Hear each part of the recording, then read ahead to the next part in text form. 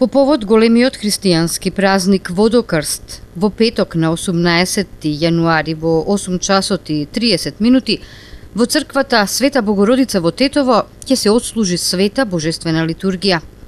Со неа ќе чиноначалствува неговото високо преосвештенство митрополитот Полошко-Кумановски господин Кирил во сослужение на неговото преосвештенство епископ Лешочки господин Јосиф. По отслужувањето на светата литургија ќе се изврши голем водосвет, пошто ќе се фрли крстот во фонтаната која се наоѓа во црковниот двор. Истите црковни свечености продолжуваат и во сабота на 19 јануари. Во 8 часот и 30 минути по повод празникот Богојавление Водици во соборниот храм Свети Кирил и Методи во Тетово ќе се отслужи света божествена архиерејска литургија.